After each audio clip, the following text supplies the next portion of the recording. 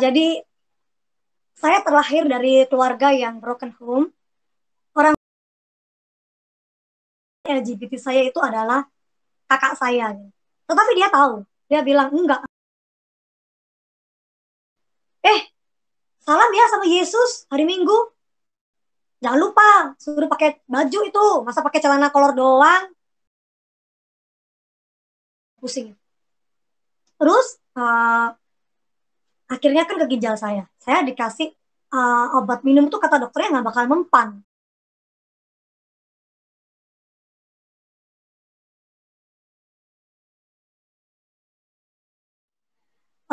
Teman-teman, perkenalkan sekali lagi, nama saya Ingvi.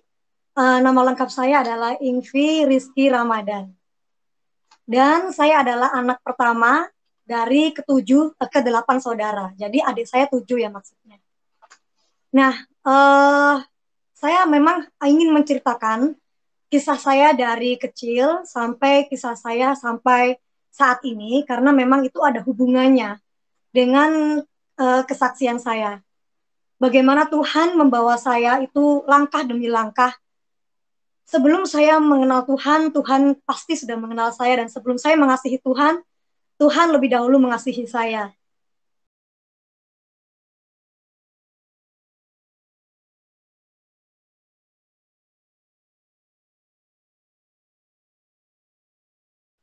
Jadi saya terlahir dari keluarga yang broken home. Orang tua saya ya memang baru-baru saja sudah bercerai, tetapi dari masa kecil saya, orang tua saya sudah banyak pertikaian, dan itu tentulah sangat menyakitkan hati seorang anak.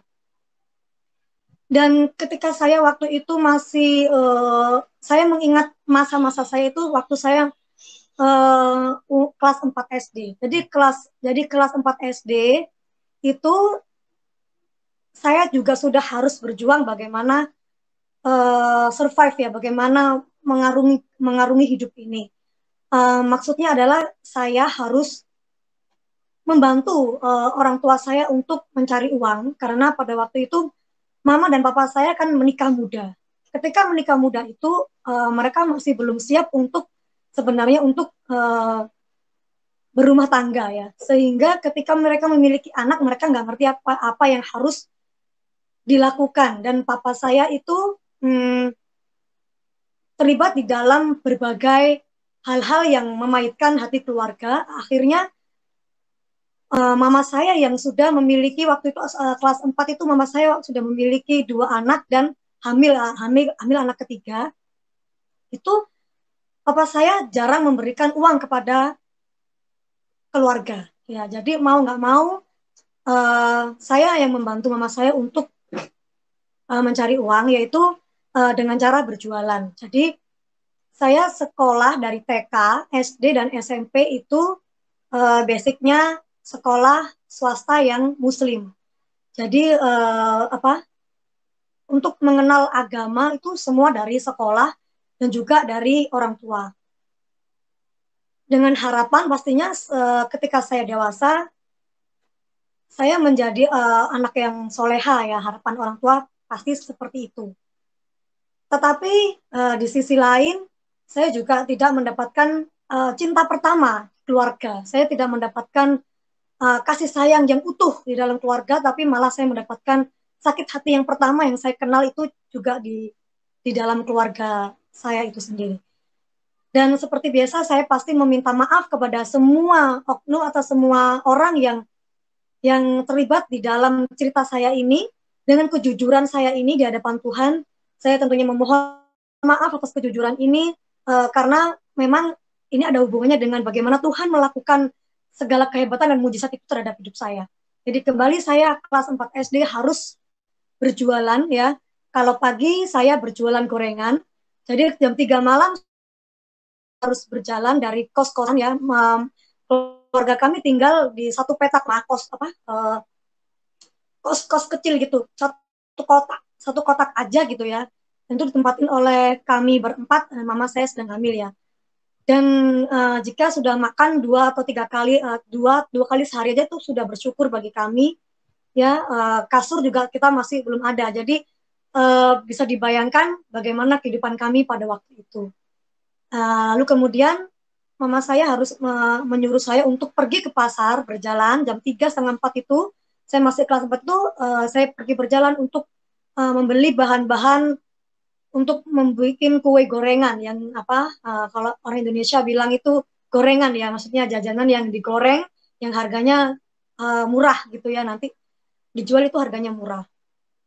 Kemudian saya setelah itu saya pulang ke kos, mandi, dan saya pakai seragam berangkat ke sekolah sambil membawa gorengan itu ya. Jadi saat istirahat saya harus menjajakan gorengan itu ke kelas demi kelas.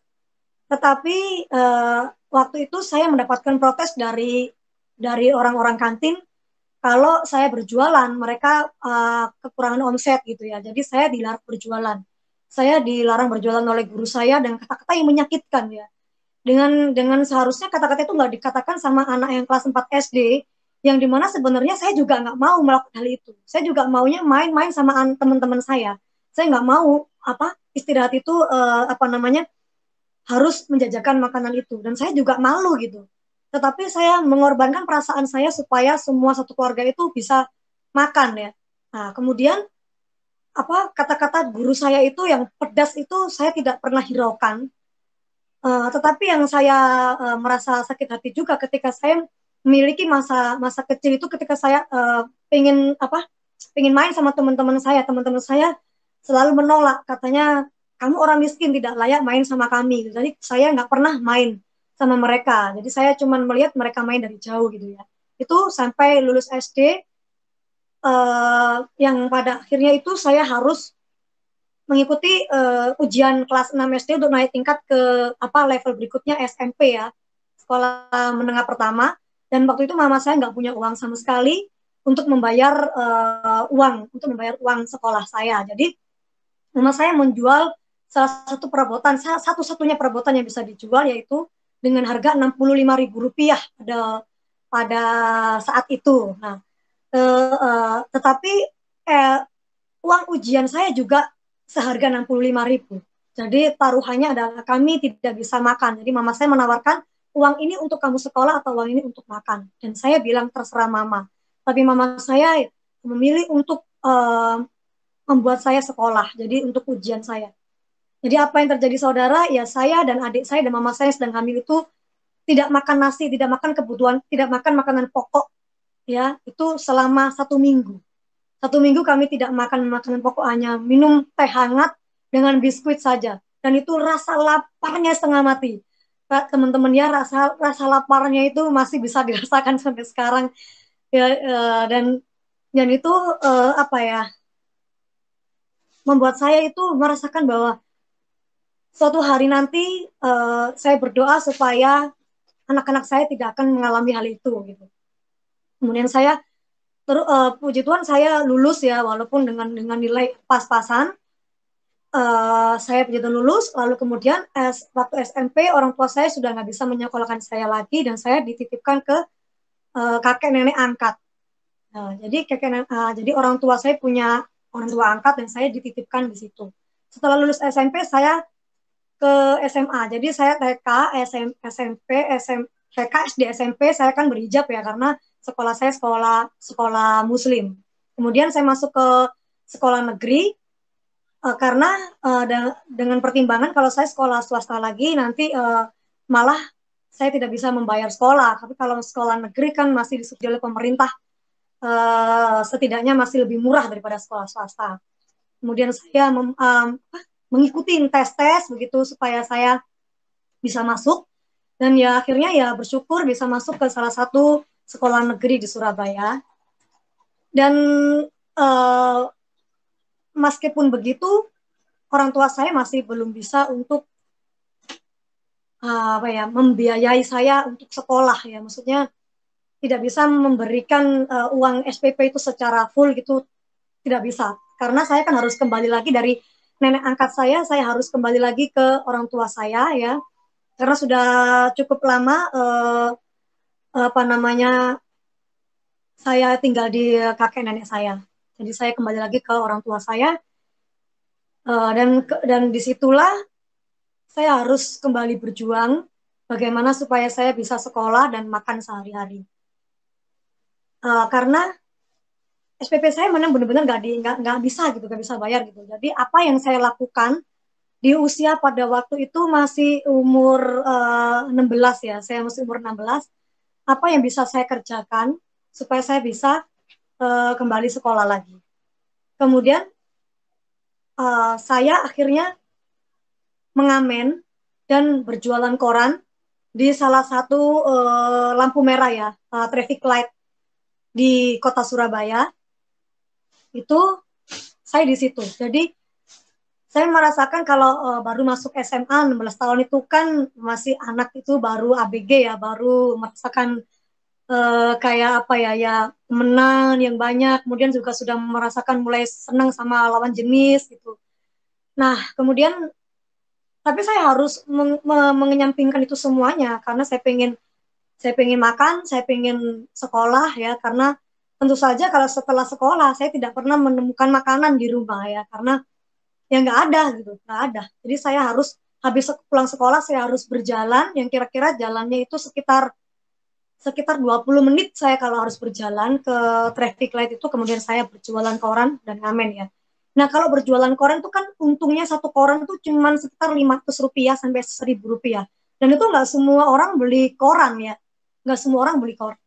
Dan itu pasti kan apa ya, orang Jawa bilangnya kesuwen, kelamaan ya, kelamaan.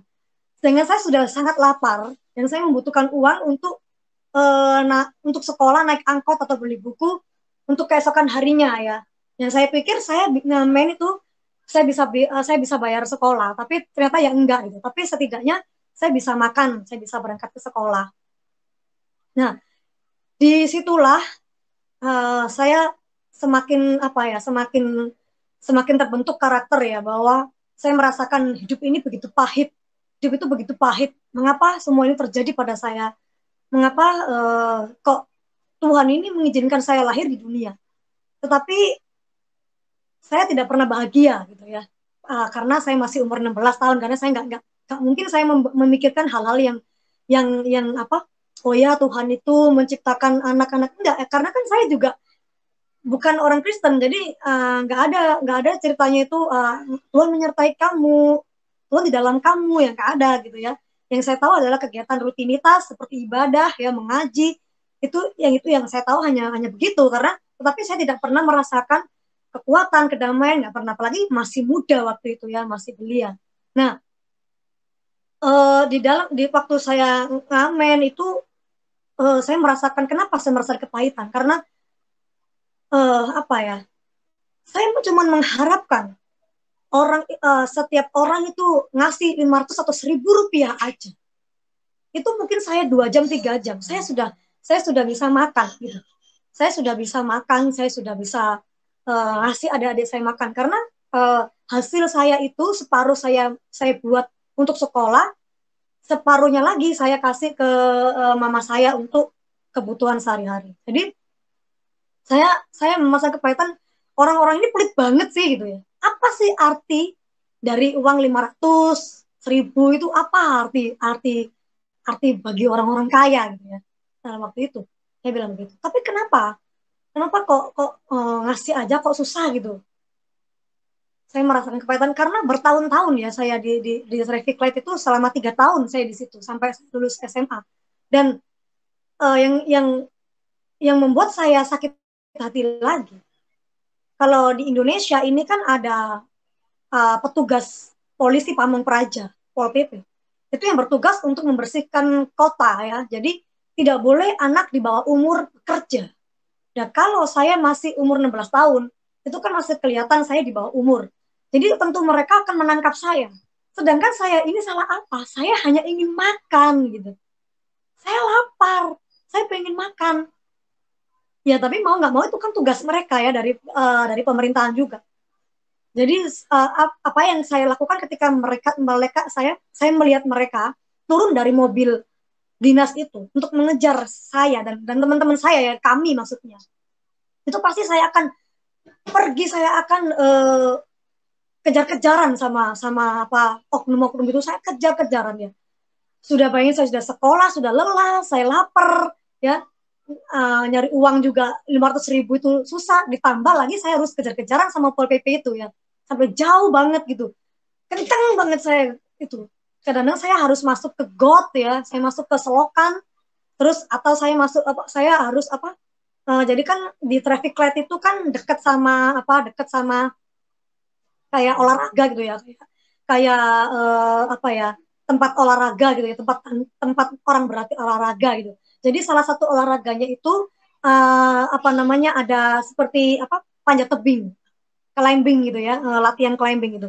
Nah biasanya itu mereka kalau climbing itu kan pakai alat alat pengaman itu ya. Tapi kalau sudah dikejar sama oknum pamung praja itu, ya saya mau nggak mau, apa yang saya perbuat kalau saya udah jarak dekat banget mau ditangkap tuh, saya naik gitu, teman-teman saya naik gitu, itu sampai tinggi saya naik. Dan ketika mereka sudah pergi, sudah menyerah, saya bingung turunnya kayak apa gitu. Ya tapi itulah yang saya alami. Dan apakah pernah saya masuk ke dalam bui? Kalau apa ya, kalau di sini bilangnya Liponsos, pondok sosial, lembaga pondok sosial. Itu khusus orang-orang terlantar, pengamen, dan juga orang orang sakit begitu ya. Biasanya itu di situ dulu, kayak orang-orang yang kehilangan orientasi jiwa itu ditampungnya di situ dulu, baru kemudian kami akan disalurkan. Nah, saya sudah masuk ke situ 3 kali, teman-teman, 3 kali. Yang pertama saya ketangkep, dikeluarin, ya, dengan catatan nggak boleh diulangin lagi. Jelas saya ngulangin lagi karena saya lapar, ya. Kedua, ketangkep lagi, saya ngulangin lagi karena saya lapar. Yang ketiga, saya ngulangin lagi kan. Yang ketiga itu saya mau ujian. Nah, di saat detik-detik sebelum saya ketangkap yang ketiga itu ya teman-teman ya, saya merasakan begitu getir di dalam hidup saya, sangat getir. Karena belum lagi kalau saya kehujanan ya, kehujanan itu saya bener-bener basah kuyup, saya harus mengamen. Kadang kalau kepanas ya kepanasan banget. Belum lagi kalau ketemu sama teman-teman, sama guru, saya dibully, saya dihina, ya. Di sekolahan saya dihina, di sekolahan saya dibilang orang miskin kok berani sekolah gitu. Saya digitukan ya. Terus mau kepada siapa saya mengadu? Saya nggak bisa mengadu sama orang tua, karena orang tua saya menurut saya juga peduli dengan kehidupannya masing-masing, peduli dengan keegoannya masing-masing pada waktu itu. Jadi mau nggak mau, akhirnya saya apa ya, biarkan saja, pendam saja. Dan ketika saya waktu itu masih saya mengingat masa-masa saya itu waktu saya kelas 4 SD. Jadi kelas 4 SD itu saya juga sudah harus berjuang bagaimana survive ya, bagaimana mengarungi hidup ini. Maksudnya adalah saya harus membantu orang tua saya untuk mencari uang, karena pada waktu itu mama dan papa saya kan menikah muda. Ketika menikah muda itu mereka masih belum siap untuk sebenarnya untuk berumah tangga ya, sehingga ketika mereka memiliki anak, mereka nggak ngerti apa yang harus dilakukan. Dan papa saya itu terlibat di dalam berbagai hal-hal yang memahitkan hati keluarga. Akhirnya mama saya yang sudah memiliki waktu itu kelas 4 itu, mama saya sudah memiliki 2 anak dan hamil anak ketiga. Itu papa saya jarang memberikan uang kepada keluarga. Ya, jadi mau nggak mau saya yang membantu mama saya untuk mencari uang, yaitu dengan cara berjualan. Jadi saya sekolah dari TK, SD, dan SMP itu basicnya sekolah swasta yang Muslim. Jadi apa, untuk mengenal agama itu semua dari sekolah dan juga dari orang tua. Dengan harapan pastinya ketika saya dewasa, saya menjadi anak yang soleha ya, harapan orang tua pasti seperti itu. Tetapi di sisi lain, saya juga tidak mendapatkan cinta pertama keluarga. Saya tidak mendapatkan kasih sayang yang utuh di dalam keluarga, tapi malah saya mendapatkan sakit hati yang pertama yang saya kenal itu juga di dalam keluarga saya itu sendiri. Dan seperti biasa, saya pasti meminta maaf kepada semua oknum atau semua orang yang terlibat di dalam cerita saya ini. dengan kejujuran saya ini di hadapan Tuhan, saya tentunya memohon maaf atas kejujuran ini, karena memang ini ada hubungannya dengan bagaimana Tuhan melakukan segala kehebatan dan mujizat itu terhadap hidup saya. Jadi kembali saya kelas 4 SD harus berjualan ya. Kalau pagi saya berjualan gorengan, jadi jam 3 malam harus berjalan dari kos-kosan ya. Keluarga kami tinggal di satu petak kos kos-kos kecil gitu, satu kotak aja gitu ya. Dan itu ditempatin oleh kami berempat, mama saya sedang hamil ya. Dan jika sudah makan 2 atau 3 kali, dua kali sehari aja itu sudah bersyukur bagi kami ya. Kasur juga kita masih belum ada, jadi bisa dibayangkan bagaimana kehidupan kami pada waktu itu. Lalu kemudian mama saya harus menyuruh saya untuk pergi ke pasar berjalan jam 3, setengah 4 itu. Saya masih kelas 4 itu, saya pergi berjalan untuk membeli bahan-bahan untuk membuat kue gorengan yang kalau orang Indonesia bilang itu gorengan ya, maksudnya jajanan yang digoreng yang harganya murah gitu ya, nanti dijual itu harganya murah. Kemudian setelah itu saya pulang ke kos, mandi, dan saya pakai seragam berangkat ke sekolah sambil membawa gorengan itu ya. Jadi saat istirahat saya harus menjajakan gorengan itu ke kelas demi kelas. Tetapi waktu itu saya mendapatkan protes dari orang-orang kantin kalau saya berjualan, mereka kekurangan omset gitu ya. Jadi saya dilarang berjualan. Saya dilarang berjualan oleh guru saya dan kata-kata yang menyakitkan ya. Dengan seharusnya kata-kata itu nggak dikatakan sama anak yang kelas 4 SD, yang dimana sebenarnya saya juga nggak mau melakukan hal itu. Saya juga maunya main-main sama teman-teman saya. Saya nggak mau istirahat itu harus menjajakan makanan itu, dan saya juga malu gitu. Tetapi saya mengorbankan perasaan saya supaya semua satu keluarga itu bisa makan ya. Nah, kemudian kata-kata guru saya itu yang pedas itu saya tidak pernah hiraukan. Tetapi yang saya merasa sakit hati juga ketika saya memiliki masa masa kecil itu, ketika saya pengen main sama teman-teman saya selalu menolak, katanya kamu orang miskin tidak layak main sama kami. Jadi saya nggak pernah main sama mereka. Jadi saya cuma melihat mereka main dari jauh gitu ya. Itu sampai lulus SD, yang pada akhirnya itu saya harus mengikuti ujian kelas 6 SD untuk naik tingkat ke level berikutnya SMP ya, sekolah menengah pertama. Dan waktu itu mama saya nggak punya uang sama sekali untuk membayar uang sekolah saya. Jadi mama saya menjual salah satu perabotan, satu-satunya perabotan yang bisa dijual, yaitu dengan harga Rp65.000 pada saat itu. Nah, tetapi uang ujian saya juga seharga 65.000. Jadi taruhannya adalah kami tidak bisa makan. Jadi mama saya menawarkan, uang ini untuk kamu sekolah atau uang ini untuk makan. Dan saya bilang terserah mama. Tapi mama saya memilih untuk membuat saya sekolah. Jadi untuk ujian saya. Jadi apa yang terjadi saudara? Ya saya dan adik saya dan mama saya yang sedang hamil itu tidak makan nasi, tidak makan kebutuhan, tidak makan makanan pokok. Ya, itu selama 1 minggu. 1 minggu kami tidak makan makanan pokok, hanya minum teh hangat dengan biskuit saja. Dan itu rasa laparnya setengah mati. Teman-teman ya, rasa laparnya itu masih bisa dirasakan sampai sekarang. Ya, dan itu membuat saya itu merasakan bahwa suatu hari nanti saya berdoa supaya anak-anak saya tidak akan mengalami hal itu gitu. Kemudian saya puji Tuhan saya lulus ya, walaupun dengan nilai pas-pasan. Saya puji Tuhan lulus, lalu kemudian waktu SMP orang tua saya sudah nggak bisa menyekolahkan saya lagi, dan saya dititipkan ke kakek nenek angkat. Jadi orang tua saya punya orang tua angkat dan saya dititipkan di situ. Setelah lulus SMP saya ke SMA. Jadi saya TK, SMP, TK, SD, SMP saya kan berhijab ya, karena sekolah saya sekolah Muslim. Kemudian saya masuk ke sekolah negeri karena dengan pertimbangan kalau saya sekolah swasta lagi nanti malah saya tidak bisa membayar sekolah. Tapi kalau sekolah negeri kan masih disubsidi oleh pemerintah, setidaknya masih lebih murah daripada sekolah swasta. Kemudian saya mengikuti tes-tes begitu supaya saya bisa masuk.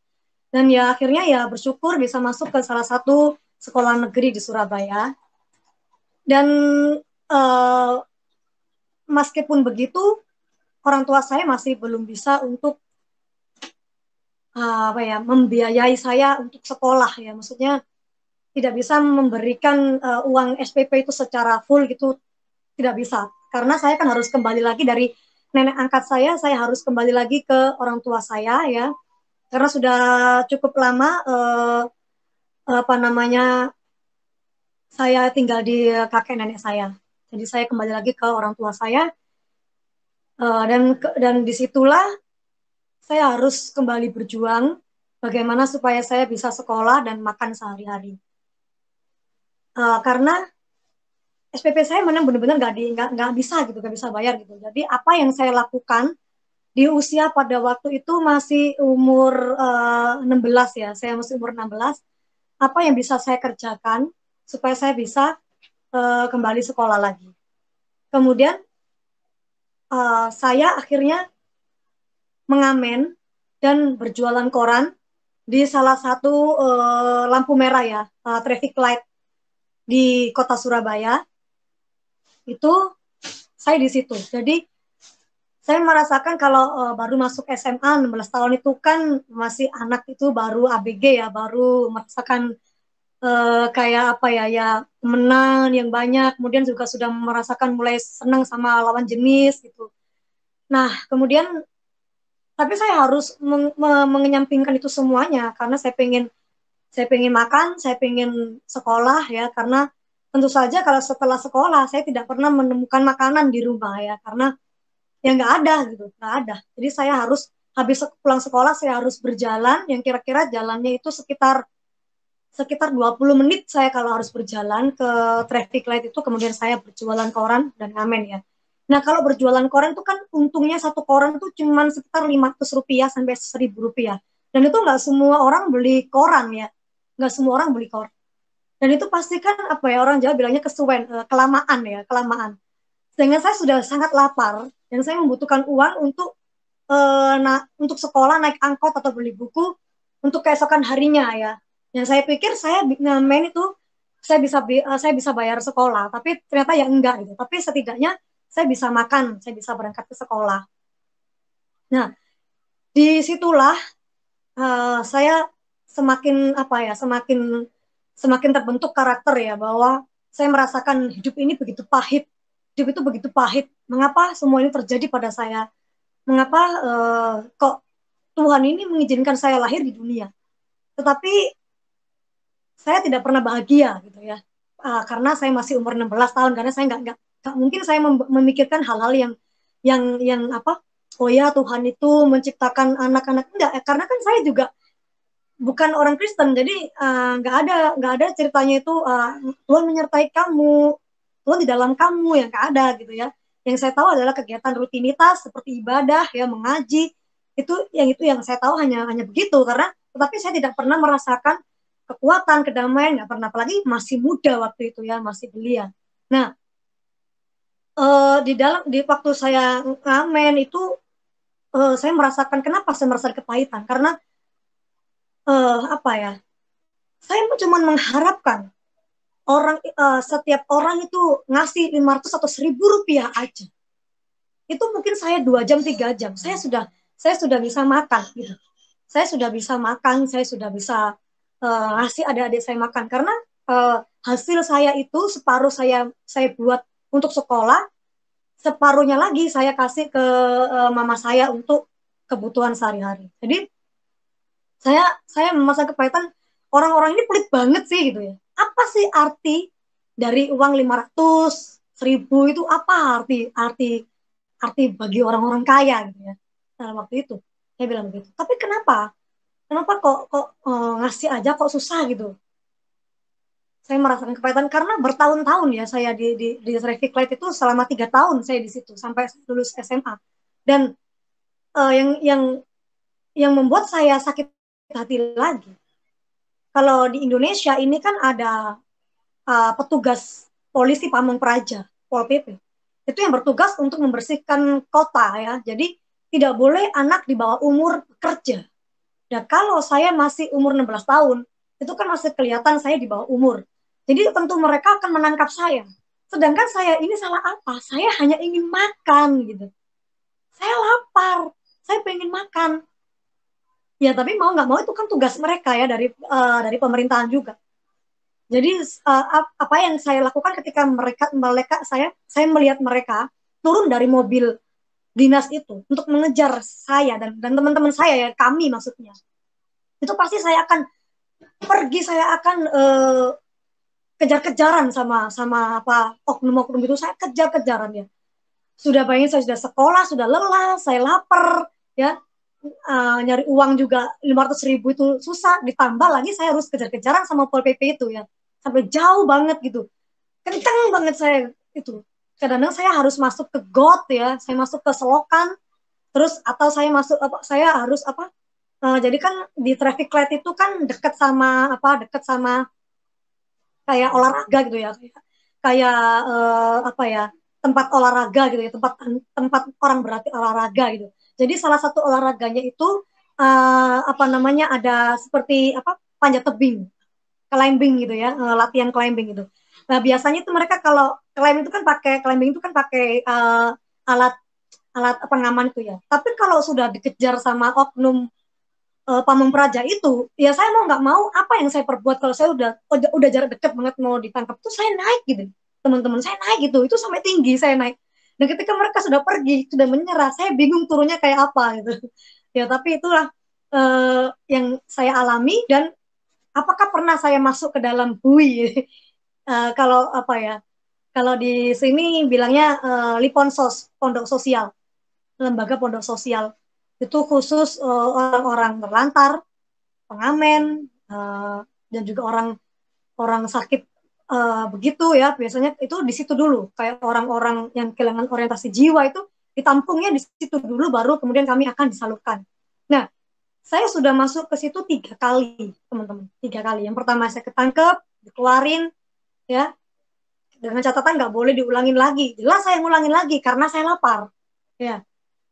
Kedua, ketangkep lagi, saya ngulangin lagi karena saya lapar. Yang ketiga, saya ngulangin lagi kan. Yang ketiga itu saya mau ujian. Nah, di saat detik-detik sebelum saya ketangkep yang ketiga itu ya teman-teman ya, saya merasakan begitu getir di dalam hidup saya, sangat getir. Karena belum lagi kalau saya kehujanan ya, kehujanan itu saya bener-bener basah kuyup, saya harus mengamen.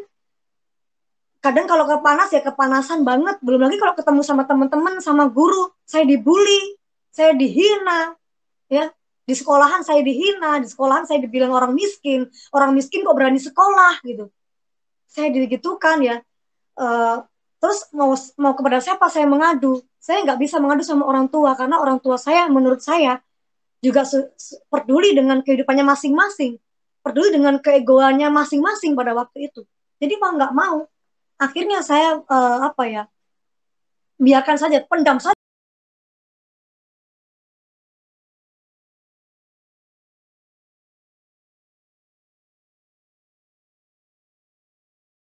di dalam hati gitu. Nah, pada saat itu saya begitu menangis ya, saya teriak sama langit itu, saya bilang, Tuhan, siapakah engkau Tuhan? Apakah engkau Tuhannya orang Islam? Apakah engkau Tuhannya orang Kristen? Apakah engkau Tuhannya orang Hindu? Atau ke orang Buddha? Terserahlah kau Tuhannya siapa, turun no sekarang, turun kau Tuhan sekarang Tuhan. Berperkaralah kepada aku. Apa salahku Tuhan? Mengapa engkau buat aku demikian? Saya tantang. Apa yang terjadi? Gak ada terjadi apa-apa ya. Diam, maksudnya ya tambah deras hujan itu ya enggak. Akhirnya ya saya tetap jalani hidup saya, mau nggak mau saya tetap jalani hidup saya. Dan suatu hari itu ada sekelompok orang-orang gereja gitu ya. Kami memanggilnya kakak. Jadi teman-teman saya, para anak jalanan ini memanggil mereka itu kakak gitu ya, kakak-kakak gereja gitu. Dan mereka ini menurut saya itu pada waktu itu juga menurut saya mereka baik banget karena kami ini orang hina ya, orang dekil, orang bau gitu ya. Bahkan orang itu uh, geli sama kita, jijik gitu ya sama kita. Tapi mereka ketika mereka datang, teman-teman saya itu seneng banget ya, saking senengnya itu sampai dipeluk gitu mereka itu ya. Dan apa? Dan kakak-kakak ini tuh nggak nolak, malah memeluk gitu. Dia bilang Tuhan Yesus mengasihi kamu gitu. Tapi saya lihat dari jauh. Kenapa saya dari jauh? Karena saya tahu bahwa mereka itu datang dalam nama Tuhan. Tuhan yang merupakan manusia. Karena saya sudah didoktrinkan, saya menerima doktrin, saya menerima dogma dari kecil bahwa Yesus itu adalah manusia. Isa Al-Masih itu adalah manusia, yang disalibkan itu bukan Yesus, tetapi yang diserupakan dengan Yesus ya, yaitu orang yang mengkhianati Yesus, diserupakan dengan Yesus. Lalu kemana Isa Al-Masih? Dia pergi kepada Tuhan ya, dalam keadaan tidak mati. Jadi siapa yang disalib itu adalah orang yang berkhianat. Itu yang ada di dalam pelajaran saya waktu itu. Nah, apa buktinya bahwa itu bukan Yesus? Buktinya ketika orang itu disalibkan, dia berkata, Eli, Eli, lama sabaktani. Tuhan, Tuhan, mengapa engkau tinggalkan aku? Dan Tuhan tidak menjawab. Dan jika memang Tuhan, mengapa dia tidak bisa menurunkan dirinya sendiri? Dan jika memang Tuhan, mengapa dia tidak bisa membuktikan kepada orang yang menyalibkannya itu bahwa dia adalah Tuhan? Mengapa dia diam saja ketika dia diolok-olok? Dia aja nggak bisa membela dirinya, mengapa mereka membawa nama Tuhan di dalam hidupku, dalam hatiku? Bagaimana Yesus mau menolong aku di dalam kepahitan hidupku ini? Dirinya sendiri aja nggak pernah ditolong, saya bilang. Dan itu ketika saya sampai berbicara kepada mereka, jangan-jangan saya nanti jadi murtad, jangan-jangan nanti saya jadi Kristen, saya nggak mau. Mereka setiap hari Sabtu siang, mereka selalu bagi makanan kepada orang-orang jalanan, bagi-bagi buku, bagi-bagi cerita-cerita apa yang mereka butuhkan gitu ya. Dan ada satu teman saya itu yang dibiayai sekolahnya dan dientaskan dari jalanan ya, diberikan modal gitu. Dan saya lihat teman saya ini menjadi Kristen. Jadi pikiran saya waktu itu syaratnya harus menjadi Kristen gitu. Dan saya waktu itu juga dikasih tahu bahwa Yesus Kristus adalah Tuhan, tapi dengan cara mereka ya tentunya. Dan saya menolak, saya nggak mau makan makanan mereka, saya nggak mau buku-buku mereka gitu. Saya cuman kayak say hi aja, maksudnya iya terima kasih, tapi saya nggak mau. Cuman setiap kali mereka selalu mendoakan kami ya, di dalam nama Tuhan Yesus itu, supaya suatu hari nanti kami ini bisa berjumpa dengan Tuhan Yesus. Terus mereka doakan. Dan salah satunya mengapa saya sekarang ini senang untuk bersaksi. Saya juga melakukan apa yang mereka lakukan pada waktu itu. Meskipun pada waktu itu saya masih menghina Tuhan, menertawakan Yesus ya. Tetapi mereka tidak tahu kan bahwa sekarang saya ini menjadi saksi Kristus. Mereka telah menabur, tetapi mereka tidak tahu bahwa mereka menuai beberapa tahun ke depan. Mereka berdoa, tidak langsung dijawab. Tetapi Tuhan menjawabnya di kejadian yang berbeda. Dan itulah yang membuat saya saat ini yang sudah Kristen itu tidak jemu-jemu untuk mendoakan orang-orang yang saat ini juga menghina gitu ya. Dan saya lanjutkan ceritanya, waktu itu saya tidak mau dibantu untuk sekolah, untuk kehidupan sehari-hari, karena saya tidak mau dibantu oleh anak Tuhan gitu ya. Bahkan ketika teman-teman saya yang Kristen pada waktu itu, teman-teman saya yang saya punya orang yang suka sama saya waktu itu Kristen juga, teman-teman kan kalau sekolah negeri kan netral ya, banyak agama gitu ya. Itu saya olokin gitu, orang yang suka sama saya waktu itu saya olokin bahwa salam ya sama Yesus hari Minggu, jangan lupa suruh pakai baju itu, masa pakai celana kolor doang, itu kedinginan nanti Yesus gitu. Terus suruh potong rambut gitu, suruh cukur biar bersih, biar ganteng gitu ya. Terus abis gitu kan Tuhanmu bisa difoto kan, nah kamu tuh foto cheese gitu, foto sama Tuhanmu itu keren kan, Tuhanmu bisa difoto, keren loh kamu nanti jadi kalau sekarang kan viral gitu ya, jadi waktu itu mungkin kamu akan terkenal kalau kamu bisa foto sama Tuhan kamu, keren kan gitu. Nah teman-teman saya cuma diem gitu ya. Nah mereka tidak menjelaskan kealahan Yesus, tapi mereka juga tidak membalas apa yang menjadi olok-olokan saya itu. Akhirnya kembali ke waktu saya di dalam kurungan itu ya. Yang ketiga itu kan tadi ceritanya, kan saya nggak mau dibantu nih sama kakaknya. Akhirnya kan saya kan ditangkap Pol PP lagi, Pamong-Pamong Praja lagi. Nah itu masukkan ke dalam jeruji besi itu dengan tuduhan bekerja di bawah umur gitu. Nah kali ini mereka tidak mau memberikan kesempatan gitu ceritanya. Padahal itu 7 hari lagi saya harus ujian akhir untuk kelulusan ya. Eptanas ya kalau orang Indonesia bilang ya Eptanas gitu. Nah saya di situ itu pada waktu yang ketiga itu saya disatukan sama orang-orang yang bukan gelandangan lagi tapi yang kehilangan orientasi jiwa, orang-orang yang penyakit kusta. Jadi makanya kalau sekarang saya baca Alkitab itu saya mengerti orang kusta itu seperti apa ya. Orang kusta itu yang apa? Jadi saya lihat itu bintik-bintik putih-putih, gatal-gatal gitu ya. Terus nanti lama-lama kalau nggak diobati itu lama-lama itu bagian tubuhnya tuh merotolin ya. Bagian tubuhnya ini sedikit demi sedikit itu merotolin. Sampai akhirnya nggak punya tangan gitu. Nanti kakinya juga gitu dimakan kustanya sampai akhirnya nggak punya lutut gitu ya.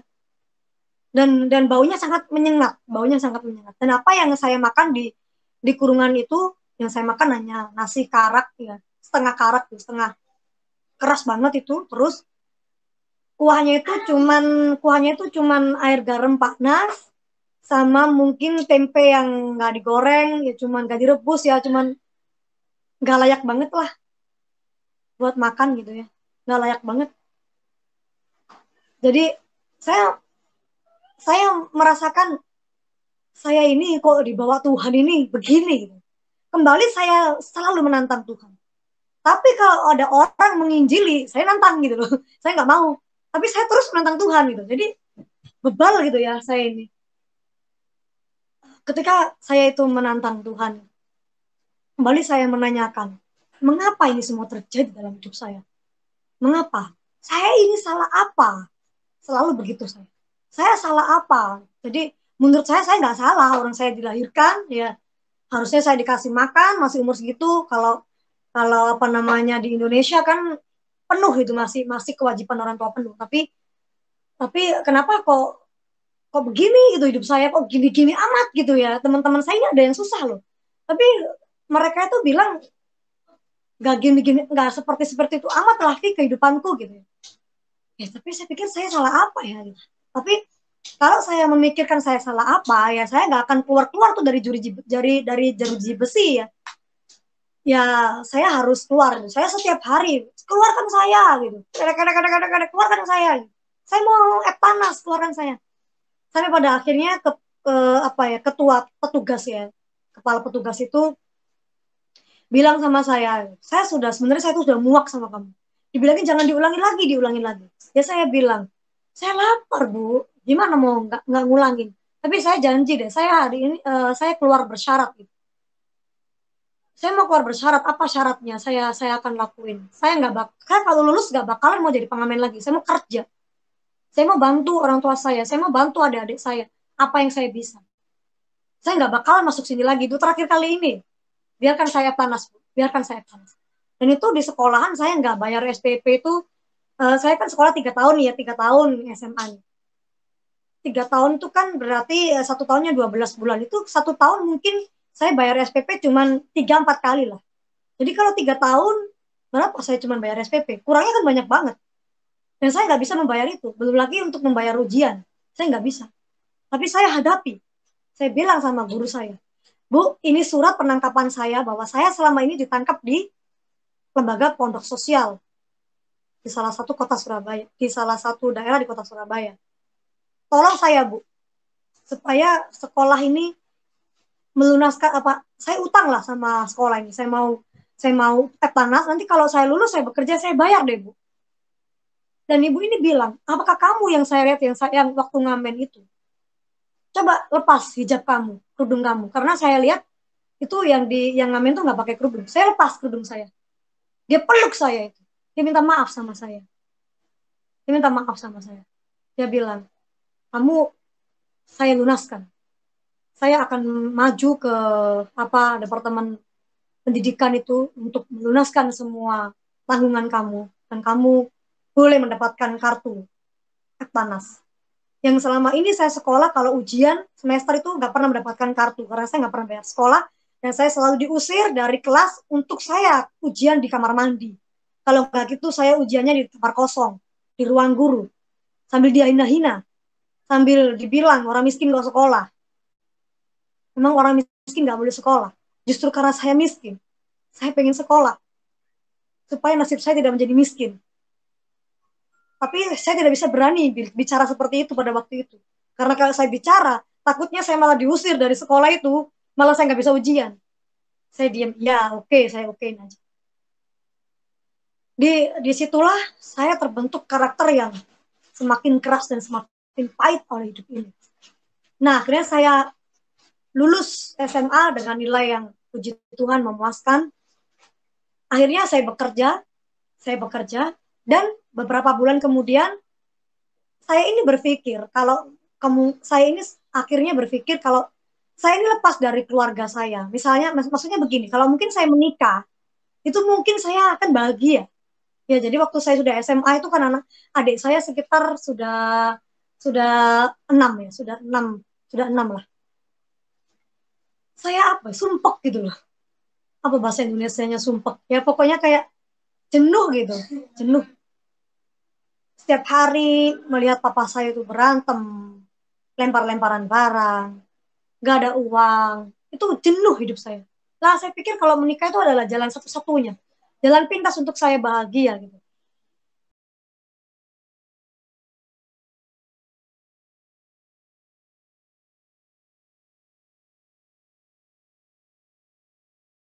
Saya menikah beberapa bulan setelah saya sekolah, jadi saya muda banget ya udah menikah. Saya menikah dengan pacar saya itu. Apakah saya sudah melakukan, sudah terlibat di dalam kenakalan remaja? Of course yes, jelas. Saya terlibat dalam kenakalan remaja, tapi saya tidak suka alkohol, tidak suka narkoba. Tapi saya seneng clubbing, free sex itu yang saya lakukan. Akhirnya saya menikah saja lah ya, ngapain gitu. Akhirnya ya menikah sama suami saya, dan kami berbeda suku. Terus setelah menikah, di usia kehamilan saya yang kelima, 5 bulan, suami saya ini sering memukuli saya, sering menggigit saya, digigit ya, dipukul, dilemparin apa apa ya, peralatan-peralatan rumah tangga, dipukul helm gitu ya. Akhirnya saya nggak betah, lama-lama saya mengancam, pulangkan saja saya ke orang tua saya. Saya pikir dia bisa berubah, ternyata malah dipulangin beneran teman-teman. Jadi saya dipulangin ke rumah orang tua saya, ditanyain kan sama keluarga besar, mengapa kamu pulangin istri kamu? Dia dengan enteng bilang, ya karena saya sudah tidak cinta lagi. Daripada saya pergi selingkuh, mendingan saya pulangkan saja istri saya. Sebab saya sudah tidak ada cinta lagi sama dia. Itu saya terpukul sekali karena saya hamil dan tidak bekerja. Ya, jadi saya bekerja, hamil, terus saya tidak bekerja. Akhirnya bagaimana saya bisa menghidupi kehidupan saya lagi ya. Jadi berkutat di situ lagi gitu. Ya, akhirnya bagaimana saya bisa jualan-jualan apa, sampai akhirnya saya dibantu sama orang tua saya untuk melahirkan dan kami bercerai kan, kami mengurus surat cerai, kami melahirkan anak pertama saya yang sekarang sudah berumur 13 tahun. Dan anak saya ini kan saya titipkan kan ya, jadi saya waktu melahirkan dia 1 bulan, saya titipkan dia ke pengasuh, saya bekerja di sebuah klinik kecantikan. Dan di klinik kecantikan ini kan perawatan wanita, jadi semuanya itu yang bekerja adalah seorang wanita. Nah, ada seorang yang bekerja di situ, suatu profesi tertentu, saya tidak bisa menyebutkannya, itu baik sekali sama saya. Saya dikasih susu buat anak saya dikasih perlengkapan anak-anak saya, terus kemudian saya kok apa namanya dikursusin gitu ya, dikursusin. Saya pernah kursus public speaking, ya, saya kursus menyanyi, saya kemudian dikuliahin. Nah, waktu itu saya kuliah di jurusan di Fakultas Psikologi. Nah, akhirnya saya bekerja, keluar kerja dari klinik kecantikan, saya diterima di beberapa radio di Surabaya sebagai freelance announcer, ya. Saya penyiar radio freelance. Kemudian terus saya berkembang, saya pernah juga menjadi presenter beberapa TV lokal gitu ya, dengan jasa teman saya ini. Lama-lama saya curiga juga, ini orang kok baik banget ya, kok baik banget. Akhirnya dia menyatakan cintanya kepada saya. Dan saya juga sudah nyaman sama dia. Kita hidup bersama, kita kos bareng sama anak saya ya. Dia bekerja, saya juga bekerja. Dia sangat mengerti kehidupan saya, dia mendengarkan curhat saya. Ternyata dia itu mencintai saya. Dan apa yang terjadi? Saya menikmatinya. Dan jatuhlah saya ke dalam dosa LGBT. Saya belajar untuk mencintai dia, ya. Dan saya sempat akhirnya mencintai dia. Akhirnya saya sempat mengasihi dia karena pepatah orang Jawa bilang tresno jalaran soko kulino. Orang yang cinta itu datang karena terbiasa gitu. Hingga pada suatu hari, kan saya kuliah juga nih kan. Nah pada suatu hari saya ini disenengin sama kakak saya. Gitu. Kakak kelas saya ini selalu berkomunikasi PDKT lah sama saya. Dan saya selalu mengaku bahwa pasangan LGBT saya itu adalah kakak saya. Gitu. Tetapi dia tahu. Dia bilang, enggak, itu bukan kakak kamu. Kakak itu enggak kayak begitu. Dia bilang, lepaslah kamu dari kehidupan seperti itu. Dan orang ini yang PDKT sama saya ini agamanya Kristen, teman-teman.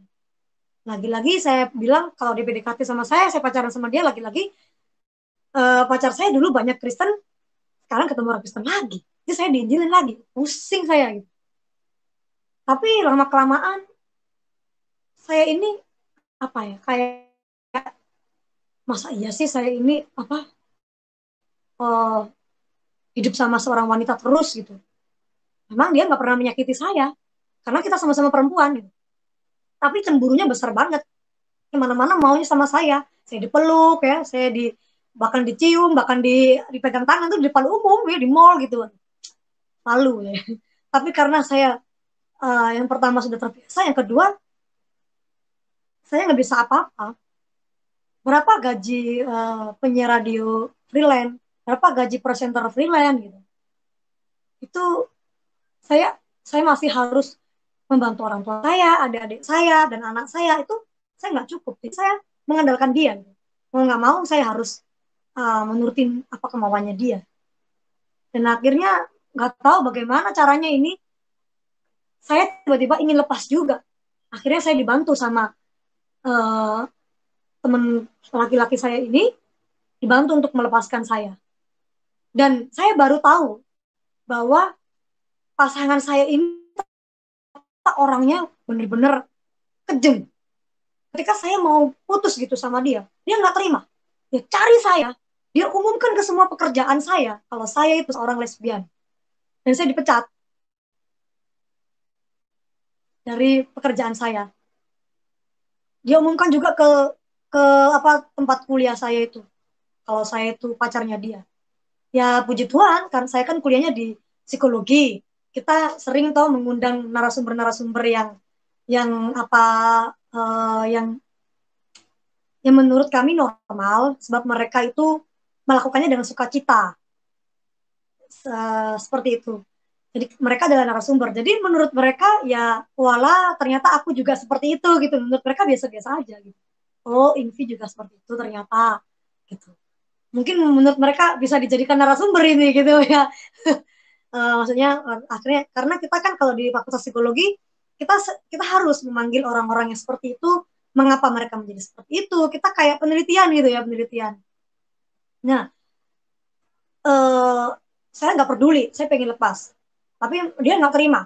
Terus saya didorong tuh. Saya didorong ke selokan lagi, masuk lagi ke selokan. Dulu saya masuk ke selokan gara-gara pamong praja, sekarang saya masuk selokan gara-gara wanita ini, saya bilang. Masuk lagi ke selokan, ditabrak dari apa? Dari belakang. Yang terakhir dicekik, yang terakhir lagi saya diculik, mau disuntik mati tuh kan ya. Waduh, saya mau lepas dari LGBT ini ternyata susahnya minta ampun ya. Jadi untuk siapapun yang sekarang ini mungkin mendengar secara tidak sengaja, bagi teman-teman yang saat ini atau yang sudah terlanjur atau akan mendekati, saya menyarankan jangan ya, stop. Karena untuk berhentinya itu susah. Hati juga sudah mencintai ya, dan kemudian lepas dari mereka itu kejam, serem, maksudnya sampai nyawa gitu ya. Jadi teman-teman, jangan ya, jangan. Lalu kemudian, tapi bersyukur saya dibantu sama teman saya laki-laki ini dan saya akhirnya bisa lepas. Mungkin dia juga sudah bosen gitu ya. Akhirnya saya selalu lolos. Akhirnya singkat cerita, saya pacaran lah sama laki-laki saya ini. Dan pacaran kami ini uh, tidak kudus. Jadi saya hidup satu kos-kosan sama dia. Dan saya omong sama dia, kalau saya memiliki anak. Tapi anak saya masih di pengasuh, kadang-kadang di pengasuh, kadang-kadang di rumah kakek neneknya. Jadi saya sudah bercerai kan, tapi kan nenek sama kakeknya tetap nenek sama kakeknya anak saya. Jadi anak saya kadang-kadang ada sama saya, kadang-kadang sama nenek kakeknya. Nah, kemudian lama-kelamaan saya terus sama dia ini, tiba-tiba suatu hari saya ini merasakan kesakitan, teman-teman. Sakit di bagian perut sebelah kiri ini, itu tembus sampai ke belakang. Tembus sampai ke belakang. Sakit banget. Ini apa gitu. Kok sakitnya begini, kayak ditusuk gitu. Sampai saya tahan-tahan itu, sampai saya nggak bisa jalan. Jalannya itu sudah merangkak. Karena kalau dibuat berdiri itu, ya namanya orang ditusuk itu gimana ya? Tusuk sampai tembus itu kan gimana ya? Nggak bisa berdiri. Terus kemudian sampai saya muntah itu sampai muntah kuning. Akhirnya si pacar saya ini kan ngeri kan, takut ya. Akhirnya saya dibopong di salah satu rumah sakit besar di Surabaya, bawa ke UGD dan diperiksa. Ternyata saya terkena ginjal. Ginjal saya waktu itu entah bermasalah, gagal atau gimana. Gitu. Padahal saya ini nggak pernah minuman keras, dok. Saya nggak pernah obat-obatan. Cuman saya sering minum obat pusing. Setiap hari saya minum obat pusing. Karena nggak tahu, saya pusing aja tiap hari pada waktu itu. Saya minumin aja obat pusing. Terus akhirnya kan ke ginjal saya. Saya dikasih obat minum itu kata dokternya nggak bakal mempan. Karena ini kamu sudah terlambat ke sininya. Nggak bakal mempan. Jadi kamu harus dikasih obat itu yang minta maaf lewat di bagian tubuh yang lain. Nah, kalau kamu lagi sakit aja, kasih ini obat.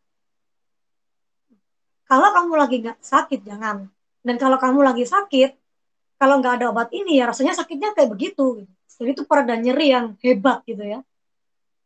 Akhirnya, dokter ini menyarankan untuk saya segera ke penyakit dalam. Tetapi dokter ini bilang, saya harus operasi. Harusnya saya operasi kalau udah begini. Dan operasinya itu minimal 10 juta. Dan pada waktu itu dari mana saya uang 10 juta? Ya, dan pada waktu itu akhirnya saya berhenti kuliah ya, karena sudah nggak ada yang membiayain kan. Karena saya sudah putus sama teman saya ini. Jadi saya sudah berhenti semuanya. Tapi saya memiliki sertifikat kursus-kursus itu. Dan kemudian saya pulang ke kos, saya bingung ya, apa nih kalau operasi ya? Kalau nggak dioperasi nggak mungkin saya konsumsi obat ini terus-menerus.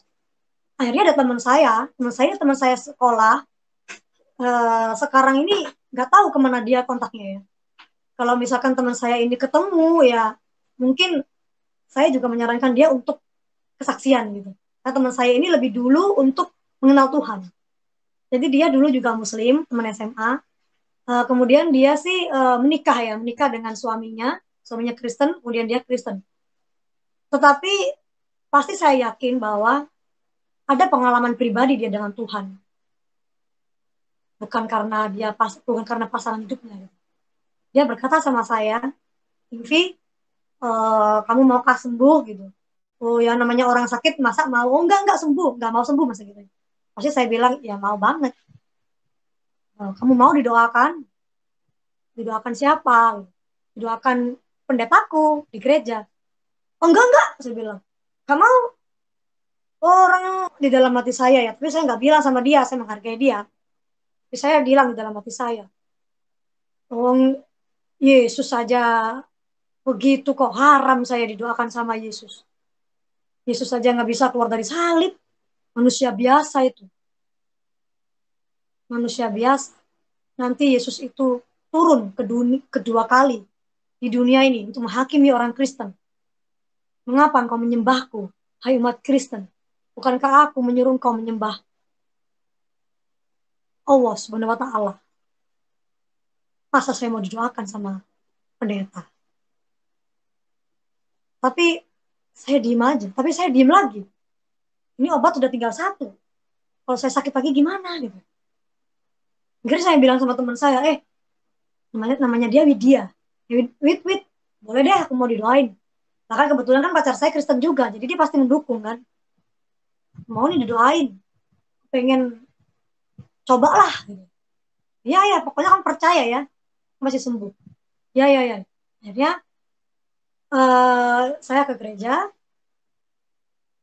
duduk di belakang. Mereka masih ibadah itu. Saya lihat tuh, saya ngeri. Bagaimana kalau saya mati di sini, Tuhan gitu ya. Saya bilang astagfirullahaladzim gitu. Gimana kalau saya mati di sini gitu ya.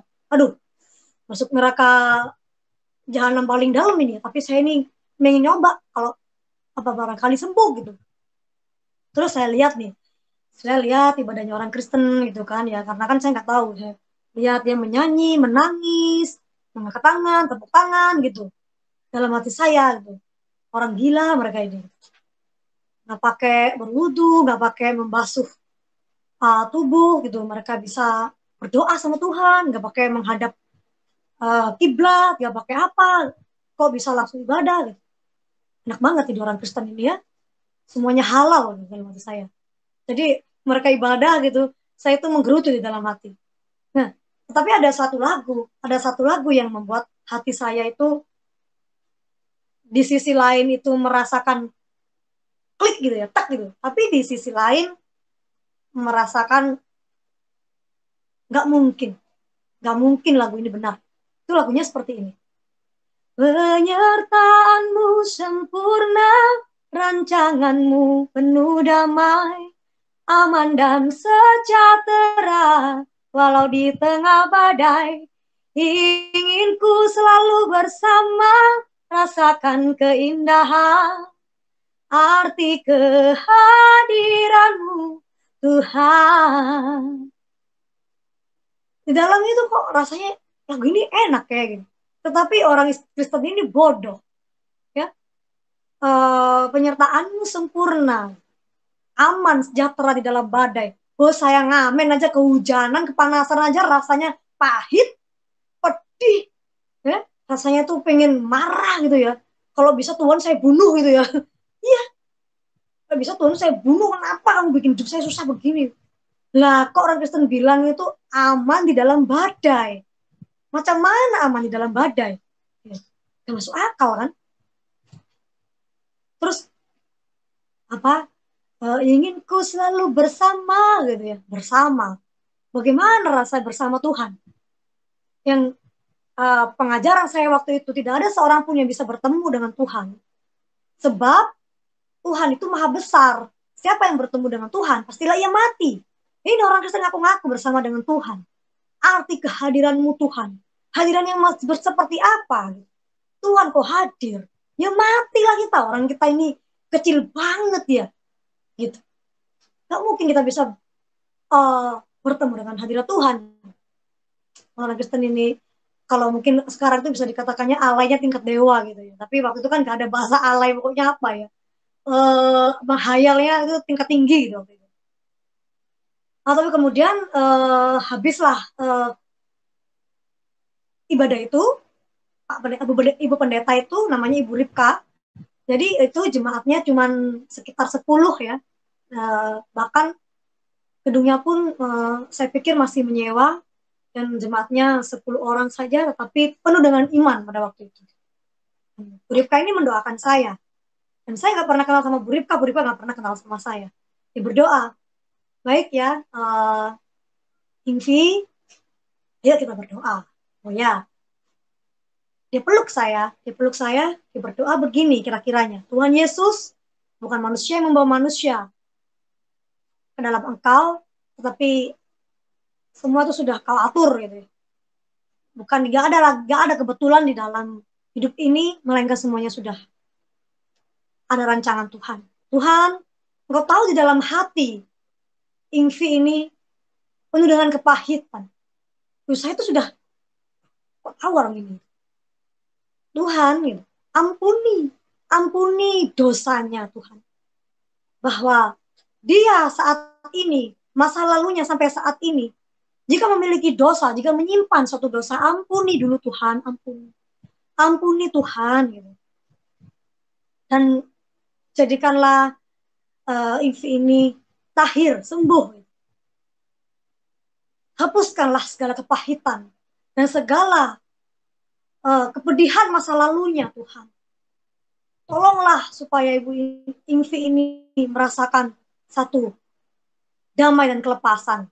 Dalam nama Tuhan Yesus, Engkau sembuh. Amin. Sudah Bu? Sudah. Gitu doang. Iya. Nggak pakai air, nggak pakai mantra, nggak pakai minum, nggak pakai sembur-sembur, nggak pakai apa. Oh enggak, di dalam nama Yesus tuh sudah sembuh itu. Yakin gitu aja. Iya, yakin. Saya ya, percaya Ingvi sembuh. Oh ya, terima kasih. Ya, saya cuma berpikir ini kok aneh gitu ya. Gitu. Tapi ya saya ya sudahlah, orang dalam hati saya ya, orang cuma dipegang aja kan ginjal saya, ya udahlah gitu. Udah saya pulang ke kos-kosan ya. Saya nggak sadar kalau saya tuh udah nggak sakit. 1 hari, 2 hari. Duh, padahal sakitnya itu biasanya tuh 5 jam sekali, 4 jam sekali itu sakit.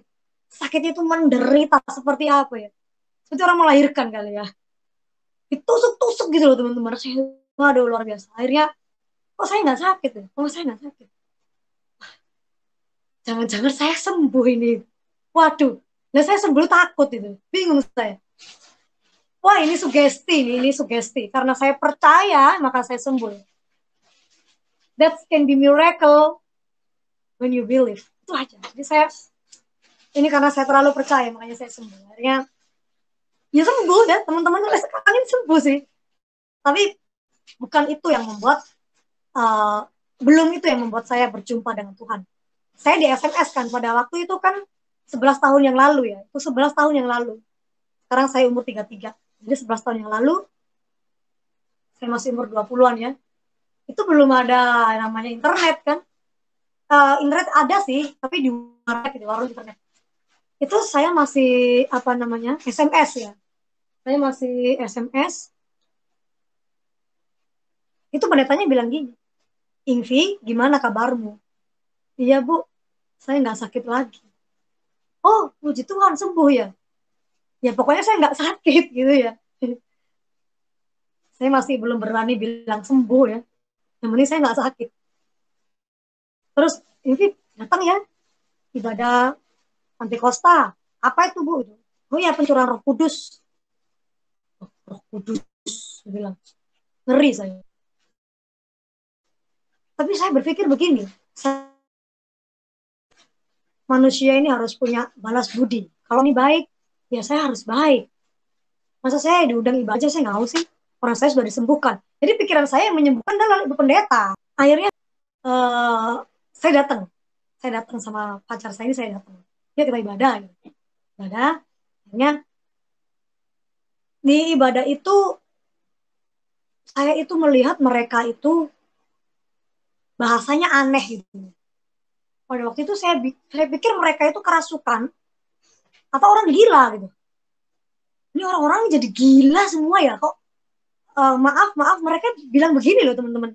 Lalalala apa itu beda-beda ya, yang mereka ucapkan itu berbeda-beda, tapi sejenisnya. Dan mereka itu sampai menangis, ada yang gini-gini, ada yang berjingkrak-jingkrak, ada yang bersujud. Ini apaan sih ya, gitu. Apa ini rukyah gitu, saya pikir. Apa ini rukyah gitu, sejenis itu. Gitu. Kenapa sih itu? Terus saya diem aja setelah belum selesai ibadah sih, sebelum selesai itu ibadah, altar call nih, altar call. Ibu Ingvi sudah disembuhkan Tuhan, boleh kami berdoa untuk Ibu Ingvi ya supaya Tuhan berkati. Oh ya, orang didoakan supaya diberkati kan ya, sudahlah nggak apa-apa, saya maju lah ya. Ya nggak tahu kenapa saya kok tiba-tiba mau gitu. Bisa ada mau aja. Nah, ada 2 orang itu 3 orang kan, Bu Ripka itu yang menumpangkan tangannya ke kepala saya, gitu. Akhirnya terus saya diam aja, orang mereka juga nggak apa-apa. Saya diam, saya didoakan itu sama Bu Ripka, saya tenang, saya didoakan. Bu Ripka bilang begini, Tuhan Yesus, tidak ada manusia yang mengatakan bahwa Yesus Kristus adalah Tuhan jika bukan dari Roh Kudus sendiri yang mengatakannya. Dan tidak ada manusia yang bisa menghujat Allah jika memang dia tidak tercantum dalam kitab kehidupan. Bukan manusia yang memilih Tuhan, bukan manusia yang memilih Allah sebagai Tuhan, tapi Tuhanlah yang memilih manusia. Maka itu ya Tuhan, berikanlah, nyatakanlah dirimu Tuhan, nyatakanlah kemuliaanmu kepada Ingvi ini. Jika engkau menghendaki Ingvi ini menjadi anakmu, menjadi hambamu, maka Tuhan, tampakkanlah dirimu, nyatakanlah dirimu Tuhan, supaya Ingvi ini mengenal engkau. Di dalam nama Tuhan Yesus. Haleluya. Ketika amin. Ketika pas itu kata-katanya min, itu saya itu kan merem ya. Saya itu merasakan ada suatu roh ya. Tentu saja saya nggak bisa menggambarkan secara jelas dan detail ya. Karena pengalaman spiritual itu nggak bisa dituliskan ya. Jadi itu hanya bisa dirasakan. Tetapi saya berusaha dengan keras untuk menggambarkan apa yang terjadi pada saat itu. Jadi seperti ada roh itu ya, roh. Jadi nggak ada. Jadi saya tidak melihat wujudnya. Yang saya rasakan adalah roh. Rohnya itu kuasa. Rohnya itu besar. Rohnya itu kayak asap gitu. Itu berhembus di hidung saya. Itu berhembus. Masuk ke dalam hidung saya itu masuk. Gitu. Apa ini? Itu masuk itu hangat ya, hangat, damai, itu masuk ke turun ke bawah, itu turunnya itu konsisten, turunnya itu pelan itu sampai ke otot-otot, sampai ke darah-darah, itu saya merasakan semuanya itu. Nah, saya masuk dan saya tahu jelas saya nggak kerasukan karena adik saya itu yang kedua.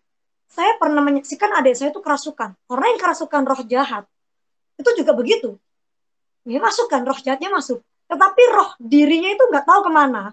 Dan dia nggak sadar setelah dia disembuhkan, dia nggak sadar apa yang dia lakukan. Dan orang yang kerasukan roh jahat, pasti perlakuannya jahat, pasti kata-katanya jahat. Maka itu saya yakin, saya nggak kerasukan setan. Jika saya tidak kerasukan hantu, lalu saya kerasukan apa? Bukankah saya kerasukan Tuhan? Jika saya tidak dipenuhi oleh hantu, saya dipenuhi oleh siapa? Bukankah saya dipenuhi oleh roh? Dan saat itu adalah hari pencurahan Roh Kudus. Masuk ke dalam tubuh saya. Pelan. Turun. Ini yang saya cari Tuhan. Rasa damai, rasa tentram, rasa aman. Itu masuk sampai ke dalam kaki, turun ke kaki, sampai ke ujung kaki. Saya nggak kuat. Kok saya nggak kuat gini? Saya juga heran. Kok saya gini ya? Kenapa ini? Saya nggak bisa menahan diri. Saya jatuh. Saya jatuhnya ke depan. Nah, langsung ditopang gitu sama orang. Oh, jadi orang-orang ini menopang saya. Barangkali kalau saya rebah itu saya nggak ngelosor itu loh, nggak apa ya, nggak nggak langsung berak gitu loh. Jadi dia menopang saya, tapi saya dibiarkan untuk posisi apa saya jatuh. Saya posisi itu bersujud. Ketika saya sujud, saya itu tiba-tiba menangis ya. Ketika saya menangis itu, ketika saya menangis, saya langsung bertanya sama Tuhan. Ketika saya menangis, saya bertanya dan saya bertanya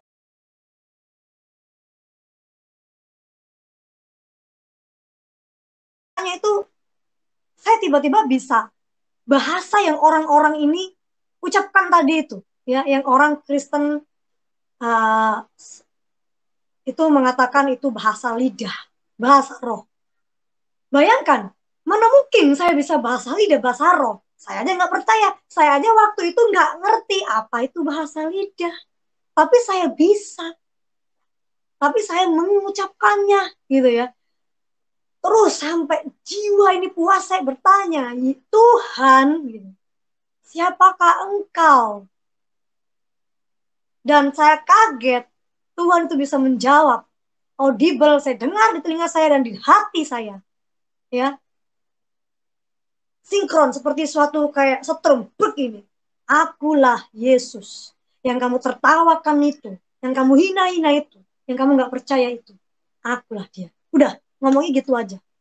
Ketika saya dengar bilang gitu, saya semakin menangis, saya semakin, ya ampuni saya Tuhan.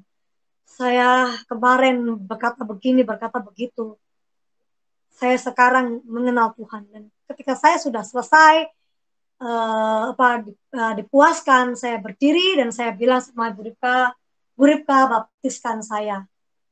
Tapi Bu Ripka berkata, jangan dulu, sebab kamu harus mengetahui siapakah Yesus. Kamu sudah mengalami secara roh, secara spiritual, tapi kamu juga harus mengetahui secara akal budi. Menurut Alkitab, menurut firman Tuhan, apa, siapa, dan bagaimana Tuhan Yesus itu.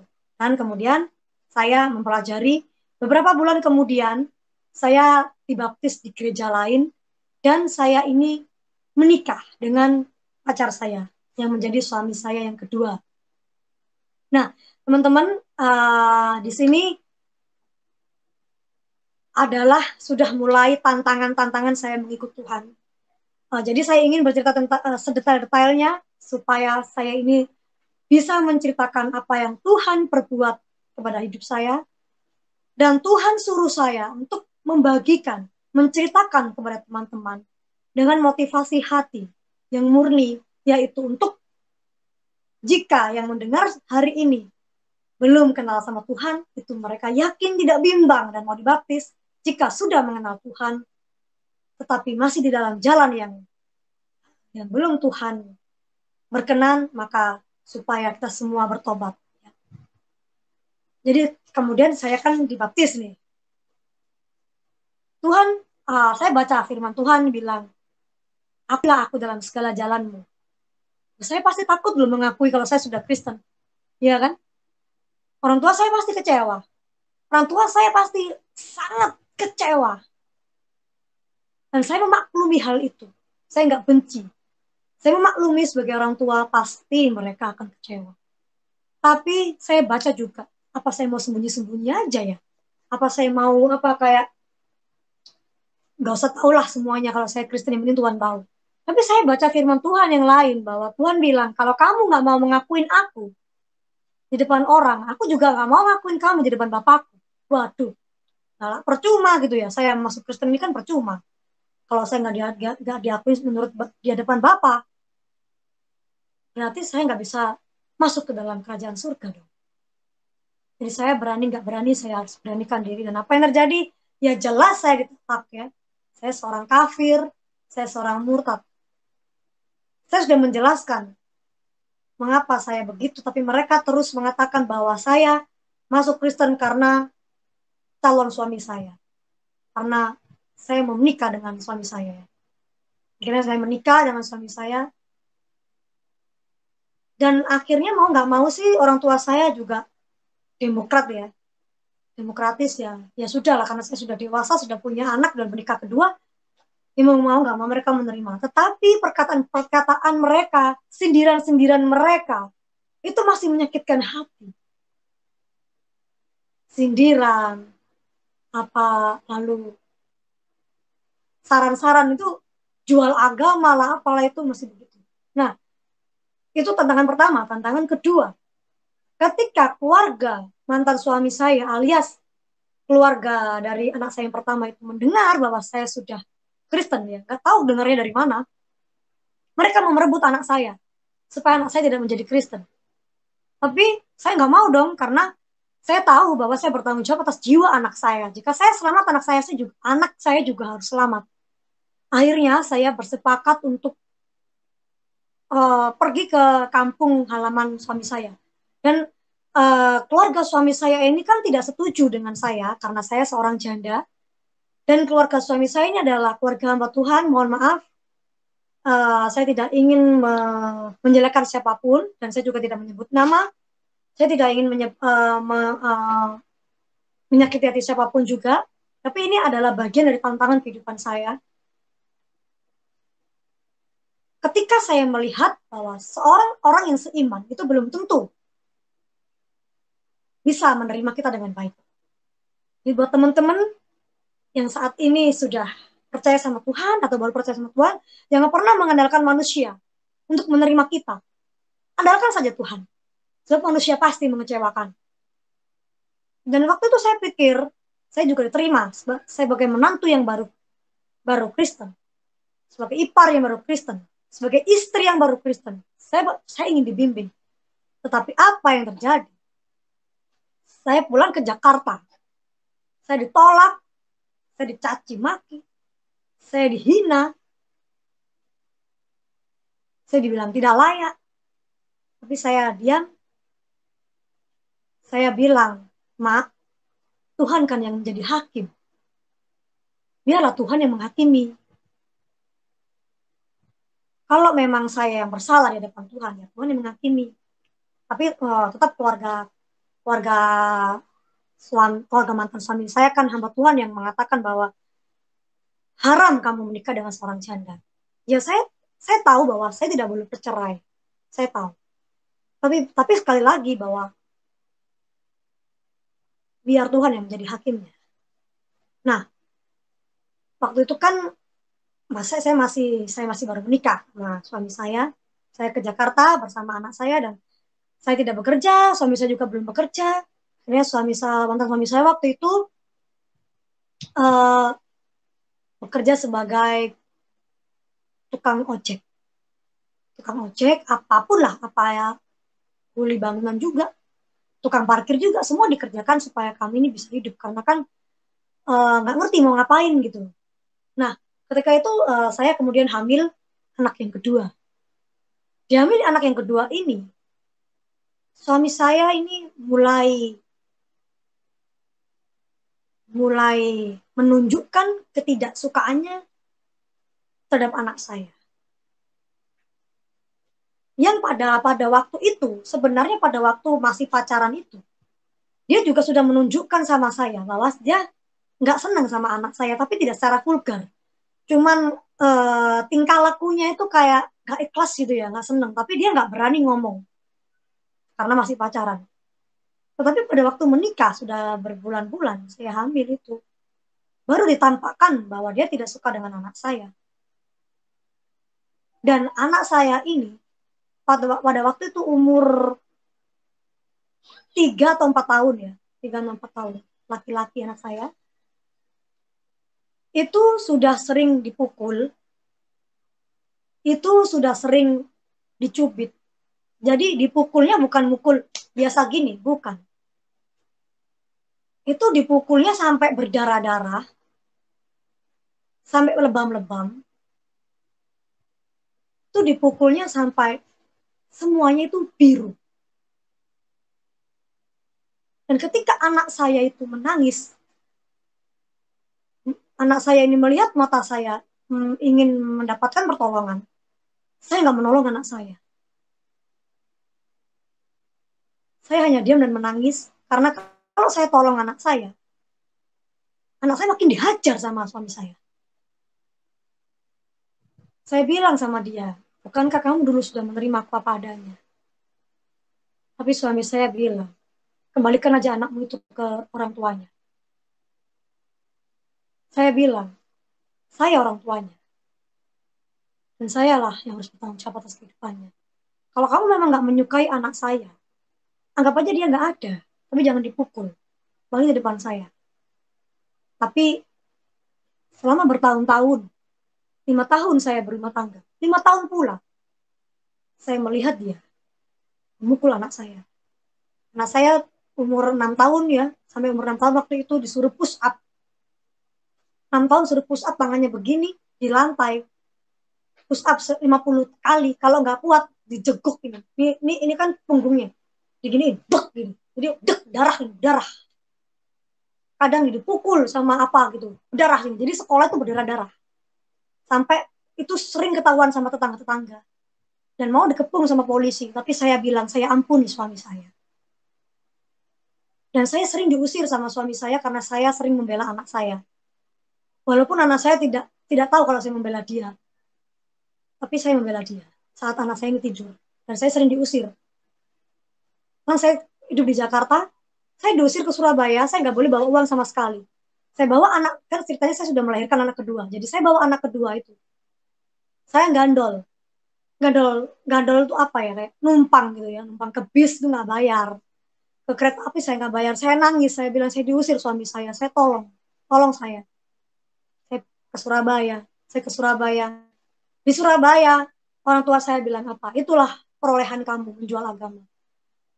Ketika orang tua saya melihat bekas lebam-lebam di tubuh anak saya, makin bencilah dia sama orang Kristen. Katanya orang Kristen penuh kasih. Tetapi apa yang dilakukan sama anak kecil yang tidak bersalah ini? Meskipun anak ini nakal, nakalnya seperti apa? Kan harusnya nggak begini. Jadi, nah saya mengalami seperti itu 5 tahun dan akibatnya adalah sampai hari ini anak saya tidak mau sekolah. Saya sudah menyekolahkan di 4 sekolah dan 1 asrama. Anak saya keluar semuanya. Saya sudah bawa ke psikolog, ke psikiater. Tidak ada hasil. Pahit, kepahitan. Dan ketika saya diusir, dia minta maaf lagi untuk gak mau ngulangin lagi. Saya kembali. Ketika saya kembali, dia mengulang lagi, diusir lagi. Saya pulang lagi. Pulang lagi, gitu lagi. Itu sampai berbelas-belas kali, teman-teman. Dan saya benar-benar gak tahan. Ketika anak saya tuh sudah disuruh makan cabai lah.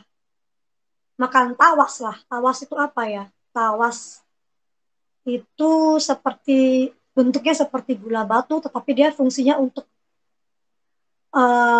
penetralisir bau, jadi nggak boleh dimakan. Anak saya bilang saya disuruh makan itu, tapi saya takut. Jadi kan saya waktu itu kan sempat kerja nih di Jakarta. Jadi pada waktu jam kerja saya itu, suami saya itu kan ketemu anak saya itu sudah ketakutan. Jadi itu yang dialami oleh kami, dan puncaknya saya bilang, tolonglah, sudah 5 tahun saya begini, lihat anak saya di depan saya ini, nggak boleh. Jadi anak saya ini bukan hanya mengalami kekerasan secara fisik, tapi juga psikis. Yang dibilang anak setan, yang dibilang anak berguna, dan nggak boleh tidur sama saya, nggak boleh meluk saya, gitu. Anak saya ini. Kalau makan jajan itu, kalau minta jajan, atau minta sesuatu itu, dia dicubit ini ya, sampai dipeluntir gini. Itu di depan mata saya, dan anak saya itu nangis. Nanti kalau nangis, nangis kamu berani, berani kamu nangis. Jadi dia nggak berani nangis. Itu yang saya menyesalkan adalah bodoh sekali saya membiarkan anak. Tapi saya pikir saya ini bisa bersabar terhadap suami saya agar suami saya ini melihat kesalehan saya supaya dia berubah.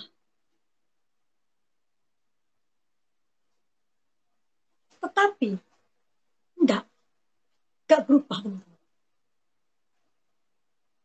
Jadi bertambahlah benci kan keluarga saya itu, karena saya menurut mereka menjual agama demi menikah dengan laki-laki Kristen.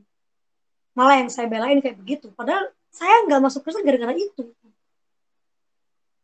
Sampai anak saya ini disuruh suami saya masukkan ke panti asuhan. Saya masukkan ke panti asuhan. 1 bulan saya udah gak tahan. Saya ambil lagi anak saya itu. Akhirnya saya bilang, Kenapa kamu gak kasihan sama saya? Kenapa kamu gak suka sama anak saya, tapi kamu gak melihat saya ini sebagai istrimu? Akhirnya suami saya bilang, begini saja, kamu mau pilih mana, aku atau anakmu? Saya hancur hati. Disuruh memilih antara anak sama suami. Tetapi dengan terpaksa sekali, saya memilih anak saya. Karena saya mencintai anak saya mengasihi anak saya. Saya bahkan akhirnya kan mertua saya dan ipar saya kan, karena saya punya anak, akhirnya mereka mau menerima karena kan cucu pertama itu ya waktu itu. Mertua saya waktu itu juga bilang, kasih aja lah anakmu ke orang tuamu, nanti kamu kasih itu uang. Nanti kalau kehendak Tuhan, dia nanti jadi Kristen kok, kamu doain aja. Tapi saya nggak mau. Saya harus berjuang. Saya harus berjuang untuk jiwa anak saya ini. Berarti kamu berdosa kalau mau berpisah sama suami kamu. Jika saya berdosa, biar Tuhan yang menghukum saya. Tapi jika suami saya yang berdosa, biar suami saya yang dihukum sama Tuhan. Tapi saya harus memilih. Tapi dia membuat pilihan, menyuruh saya memilih. Saya harus memilih anak saya. Betapa saya ini sudah mengalami broken home dari kecil. Saya nggak mau anak saya ini merasakan penolakan. Saya harus bertanggung jawab. Walaupun sampai saat ini, pergumulan saya adalah supaya anak saya ini melepaskan kepahitan kepada suami saya yang akhirnya saya berpisah kan. Kami berpisah, akhirnya kami bercerai. Sampai hari ini. Sekitar mungkin pada waktu itu anak saya berusia 7 tahun. Dan sekarang anak saya sudah berusia 13 tahun. Jadi saya terpaksa untuk meninggalkan suami saya. Dan berserta anak saya yang kedua saya ajak untuk hidup. Jadi kami hidup bertiga. Kami survive bertiga. Jadi itulah tantangannya. Ketika Tuhan mengizinkan semua berbagai masalah dan pergumulan, sesungguhnya Tuhan menguji kita supaya kita timbul seperti emas. Dan ketika saya berpisah dengan suami saya tidak membawa sepeser uang ke Surabaya ini. Orang tua dan orang tua saya itu tetap melihat saya datang kepada Tuhan, ibadah, bergereja, memiliki suatu kelompok, komunitas rohani. Nah, disitulah mereka tidak bisa lagi mengatakan bahwa saya ini Kristen karena ikut suami. Saya nggak tahu apakah mungkin apakah itu diizinkan Tuhan supaya hal itu menjadi pembuktian iman saya. Walaupun apapun yang terjadi, saya tetap memilih memikul salib itu. Kemudian anak saya sekarang ini umur 13 tahun dan masih dalam struggle ya. Nggak mau sekolah, nggak mau ngapa-ngapain, nggak mau aktivitas. Dan sepertinya juga pergaulannya pun juga tidak baik. Semau gue, hidupnya semau gue. Nggak mau ke gereja. Dia rupanya juga memiliki teman cewek yang gak seiman. Makin menantang saya gitu. Tapi saya terus bersabar dan berdoa. Hanya itu jalan satu-satunya yang saya yakini. Untuk mengenalkan Tuhan kepada anak saya. Saya harus bertanggung jawab penuh atas jiwa anak saya. Tapi banyak mujizat ketika saya berjalan di dalam lembah kekelaman bersama Tuhan. Banyak mujizat. Yang pertama, mujizat yang terbesar adalah saya boleh bertobat dari segala dosa saya. Dari dosa free sex. Saya bisa menjadi kudus. Padahal daging itu lemah. Dan saya seorang janda ya teman-teman. Saya bukan seorang yang belum menikah. Jadi saya seorang single parent yang begitu susah mencari uang. Dan apakah saya tidak pernah menghalalkan segala cara? Pernah. Apakah Apakah saya tidak pernah dihakimi? Pernah. Dan apa yang saya katakan sama teman-teman saya? Kamu tidak pernah tahu sepatu yang saya pakai. Bagaimana kamu bisa menghakimi betapa lecetnya kaki saya? Menjadi single parent itu nggak mudah, teman-teman. 2 anak. Saya sekolahkan anak saya yang pertama itu 4 kali uang pangkal. Habis ludes uang saya. Nggak ada hasilnya. Belum lagi anak yang kedua juga putus sekolah. Dengan tidak ada nafkah dari kedua suami saya sampai saat ini. Apakah saya ketika saya menjadi anak Tuhan dan kemudian saya sudah menerima Tuhan dan saya menjadi single parent, apakah saya tidak pernah jatuh dalam dosa? Pernah. Apakah saya nggak pernah menghalalkan segala cara? Pernah. Tetapi banyak orang yang berdoa bagi saya, yaitu kelompok rohani yang selalu mendoakan saya. Dan saya terus berdoa juga dengan diri saya. Saya bergumul dengan diri saya. Supaya saya belajar hidup kudus. Sedikit demi sedikit. Dan disitulah kuasa Tuhan dinyatakan kepada saya. Mujizat Tuhan. Bukan berkatnya yang melimpah di dalam hidup saya. Tetapi pertobatan 100% dalam hidup saya. Itulah mujizatnya yang gak bisa saya beli. Itulah penebusan dosa. Darah Yesus yang mengalir dalam hidup saya membuat saya hidup kudus. Memiliki kelompok rohani yang tidak pernah menyerah untuk menasihati saya. Bagaimana saya percaya 100% kepada Tuhan. Padahal saya sering gak punya uang sama sekali untuk membeli beras. Saya sering gak punya uang sama sekali untuk membayar hutang. Ditambah lagi, saya harus merawat adik saya yang sakit. Adik saya sakit. Adik saya juga mengalami kenakalan remaja. Dan akhirnya menderita penyakit yang tidak bisa disembuhkan. Dan divonis dokter mau mati. Keadaannya sudah sangat parah. Dan saya harus merawatnya, membiayainya. Dari hutang. Yang sampai sekarang saya masih terlilit itu. Tetapi Tuhan itu membenahi hati saya dulu. Bukan memberkati saya dulu. Jadi Tuhan, mujizat itu adalah pertobatan yang benar. Mengenal Tuhan yang benar.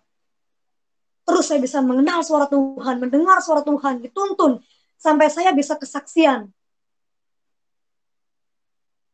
Sampai saya bisa sharing sama teman-teman ini. Saya nggak tahu gimana caranya saya tiba-tiba dibawa sedikit demi sedikit. Saya kenal orang demi orang untuk menyaksikan perbuatan Tuhan yang ajaib yang dilakukan Tuhan dalam hidup saya.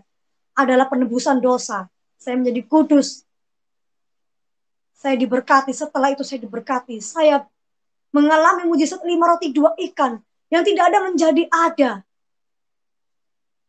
Luar biasa Tuhan dalam mujizatnya di dalam hidup saya.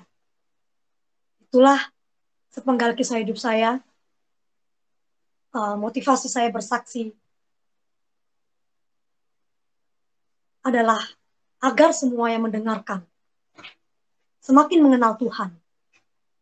Bahwa mengikut Tuhan itu haruslah memikul salib.